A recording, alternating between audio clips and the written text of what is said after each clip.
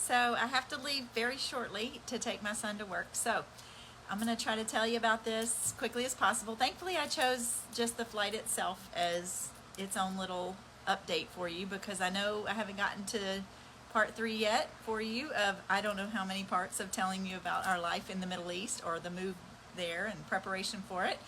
I left off in the last video telling you about what it was like in that time. Like, the first video was, why did we go? How did that opportunity come up? Things like that. My husband left a year before the kids and I moved there to be with him. Actually, I was pregnant when he left, and so he came back during that time. About halfway into that year that he was there without us, he came back for the birth of our daughter, our second child, who's now 10 years old. So that tells you how long ago we did this. And then he went back after a month. He got here a couple of days before she was born, went back.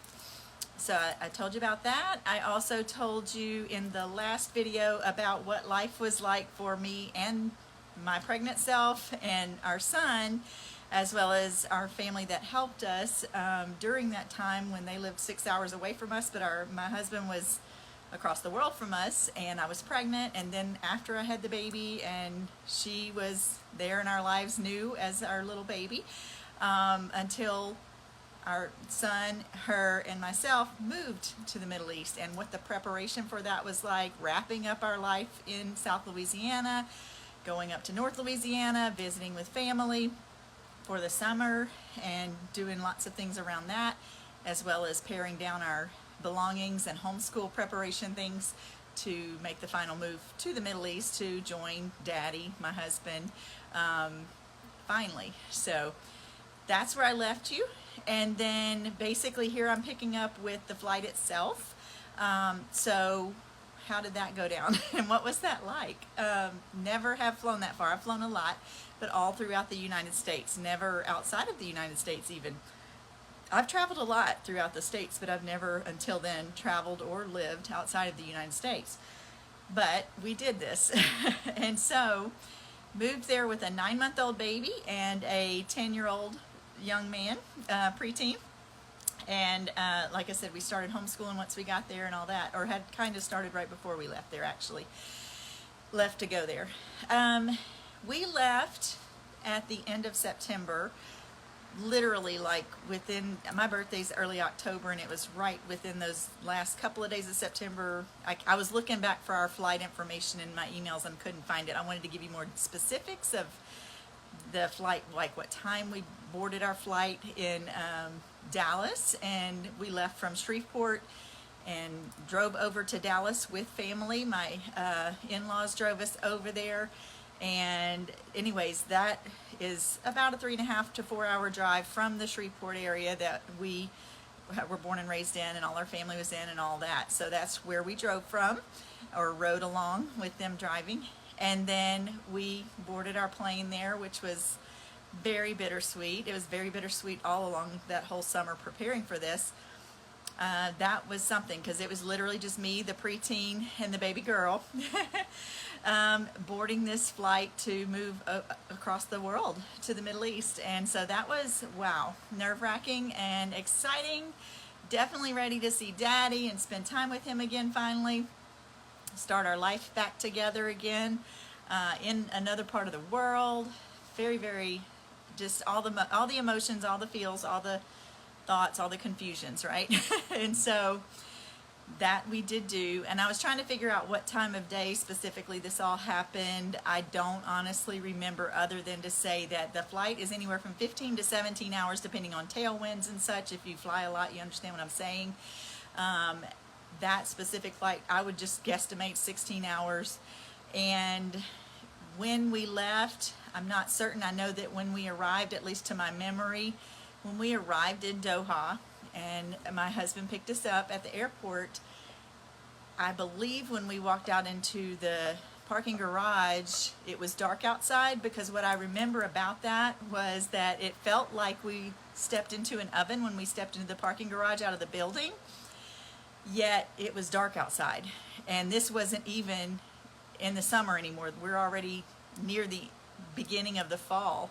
at the end of September, the beginning of October. So it should, in many cases, already be cooling down. So if that was cool, I'm glad we weren't there for the summer when it was hot, right? So that's why I say I don't know, except to say that it is 8 hours ahead there from our central time zone that we left in America. So flights were really interesting. I did find a flight email that told me one of the ones when we went back that next May to America for visiting our family for the summer, which is what the kids and I would do. That flight was going to leave at 8 a.m. from Dallas in Central Time Zone and would arrive at 1500 or 3 p.m., actually almost 4 p.m., 1550, in Doha. So flying from Doha at 8 a.m., 0800 to Dallas at 1550. So basically, you know, I counted it out. Let's see, 9, 10, 11, 12, 1, 2, 3, 4. So about 8 hours, but that's not right because you got to remember the time change, right? So actually, when you add the flight time to this, we flew 15 hours and 50 minutes, so almost 16 hours on that specific flight, coming back the next May. So sorry, connections, but just trying to help her sleep and then not, you know, it's just, and I was breastfeeding as well, so it was quite an interesting flight, but it was nice to have that bassinet on the wall that I could put her in when it wasn't turbulence, but then at the same time I was up and down constantly putting her in and out. Our son was watching a movie with some headphones and different things like that, and the food itself was a whole different line of food than what we would get on American planes. I'm usually not even on an American plane long enough to get food, honestly, other than some snacks maybe, which they're stingy with anymore. But it was mostly kind of Indian food, and there's a lot of Indian people on there going to India or coming from India, depending on which direction you're going, because it is a stopover. Doha is a stopover on that flight. So I've met many people since then that I work alongside who do use that flight to go home to India or come back from there. So that's really neat. Anyway, so we arrived there, got to see Daddy for the first time in 6 months for sure, and then, like I said, we stepped out into it was already dark outside, getting dark, but we stepped out into the parking garage and it felt like a literal oven over there in Doha, Qatar, in the Middle East. That evening, whenever, you know, we were going to the car that we didn't even know this vehicle, it became our vehicle for the whole time we were there, so we got to know it really well after that. Nissan Armada. I'll tell you more about that one later. And then he took us home to our villa, which was less than probably 5 minutes from that airport. So if you ever fly into Doha, Qatar, then, and it's a really nice airport. They've even improved it a lot since we were there. Great Qatar Airways airline as well. You fly into a spot that is literally, we could almost see it from our villa. We could see the Persian Gulf from the roof of our villa if we went up there. Kind of even from our balcony off of the top floor of ours. So anyway, we got to see what life was going to start us like once we got there. I have to go. I will definitely not leave you hanging and bring you some more insights from there as to what our life was like as we started living in the Middle East and as it progressed. So hope that was interesting to you. Hope you have a wonderful Saturday evening. I'm going to work tonight after I take my kid to his work. Talk to you later. Hey, so as I was driving our son over to work just now, I realized I left out a pretty big piece of that flight, our first flight to the Middle East, and what other ones kind of were like after that too. But yeah, so basically I left you off with, you know, the bittersweet drive to Dallas, fly over. It was a long flight, and so basically whatever time we left the United States, 16 hours later we arrived in the Middle East. However, time and all, it's 8 hours ahead of Central Time Zone, so just calculate that however you're able to. It's hard to wrap your mind around, honestly, and your body too. So imagine the baby that you can't explain that to. She was 9 months old. I was up at 3 in the morning with her as if it was like 8 a.m. or something. She just thought it was time to be up and awake, and I said, no, it's not. It took a good week of that kind of life to finally get adjusted to being in a new time zone that's so different. Plus the call to prayer over there, very interesting to adjust to as well. But that's all to come in other videos. But when we arrived there, my two children at the time, so 9-month-old baby and 10-year-old boy, baby girl, and preteen boy, when we arrived in the airport, once we landed and got off the plane and all, we had to, by the way, a reminder, because of who my husband was working for, which was the Olympic Committee of Doha, Qatar. It was their government, so we were not provided with any shipping costs to move like our items from our home in America, anything like that. So everything that we moved with was in our luggage, which they did pay for our flights, and they paid for our luggage and overage in weight and overage in number of bags. Qatar Airways is also generous with how many bags they allow compared to American Airlines, literally American Airlines and other airlines in America these days, as far as not charging you for the first two, I think at the time at least.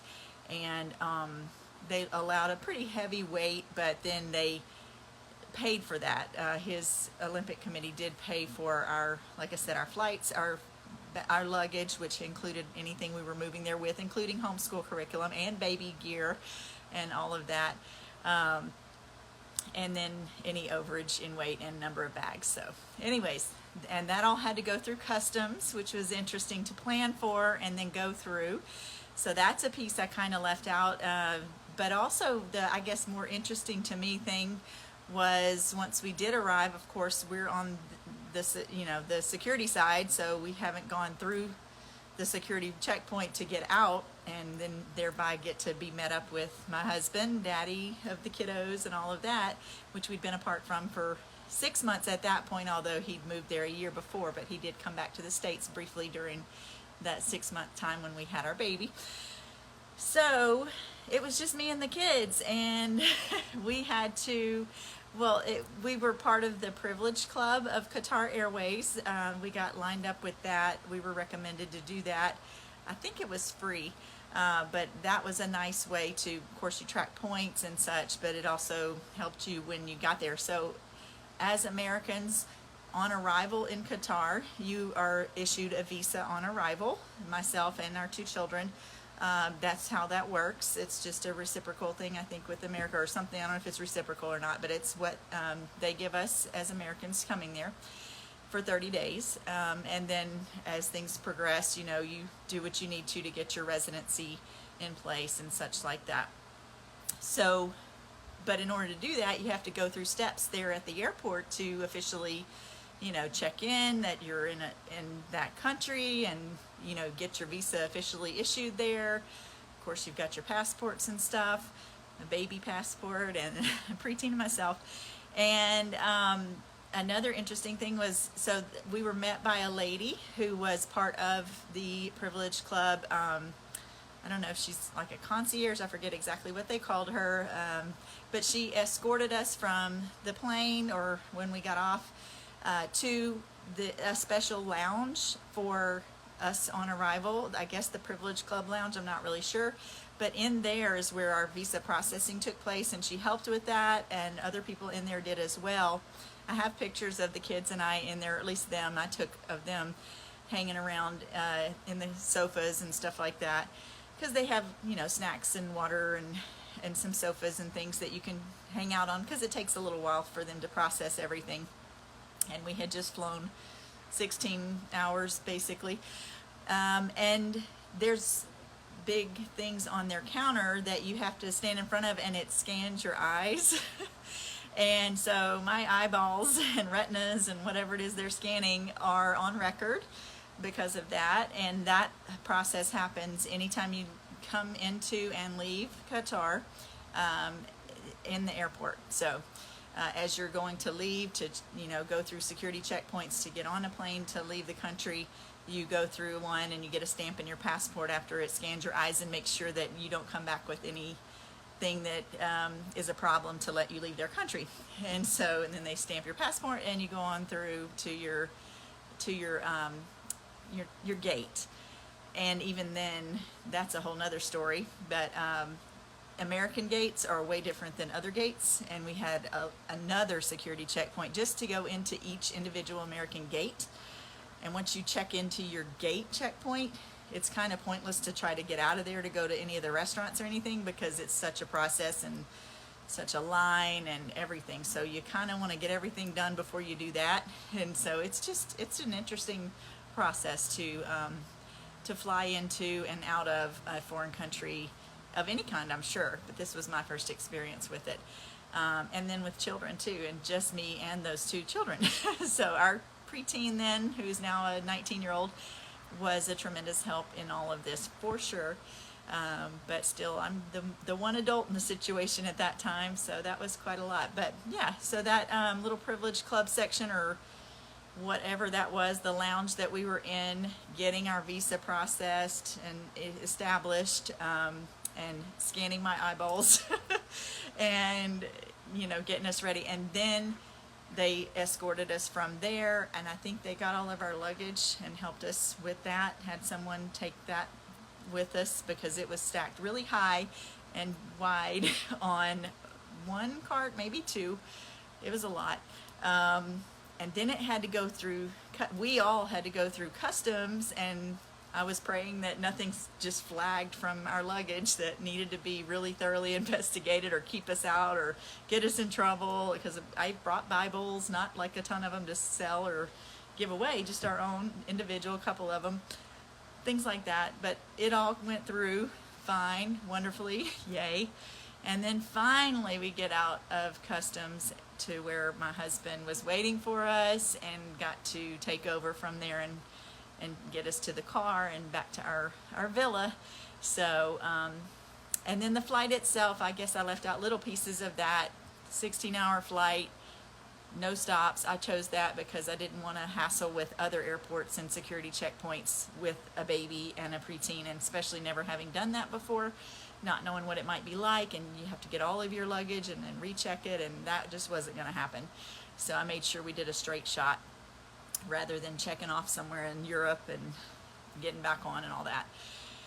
And it was worth it, but it was really interesting just to get on a plane. They make it really dark and make it feel like it's nighttime even if it's not, so that you can hopefully transition-ish, with this shift in time zones and such. Plus they have this screen where it shows you, and I'm sure you've seen if you've been on any long flights, but it shows you where your plane is in the world as far as up in the air, and where you're headed, where your destination, where you left, how much farther you have to go. It can be like an eternity, but you could really do watch that a lot and hope that you've gotten a lot farther since the last time you looked at it and things like that. But it was really interesting to see what all we flew over going there, coming back. When we came back, we flew over Iran. I don't think we did going there, but it was really neat to see how, and I even took pictures of that I do still have. I lost a iPhone on flight one time. I left it on the flight and nobody ever gave it back. So I thought I lost a lot of pictures, but I think some of them went up into the clouds. So yay, I do have some pictures from the mountains and snow and all of Iran from above. And I want to say it was the Black Sea that we went over. It was really neat to see what we could see at times of what we flew over, and also nerve-wracking because if you think about it, like what if you went down here or over the sea, a lot of things you could think about and get afraid about, but faith over fear, right? So let me know if you need some help with that, because you can hear that I've stepped through a lot of things that took a lot of faith over fear, and here I am. But did you die? I did not. Here I am. So I can help you too. And this is my little coaching space right here that I do most all of my coaching from. So I'd love to coach you as well in how to make these big, crazy, but exciting and life-changing life changes, transformations. So, all right, life, career, homeschool, whatever it might be. Anyway, I just wanted to share that with you because I knew I left it out, and it's kind of neat to hear some of the little nuts and bolts of what happens on arrival in a foreign country, at least in the country of Doha, Qatar. Doha's the city, and what it was like, especially on a first arrival there. So hope that's enlightening to you. Have a good day, good evening, bye.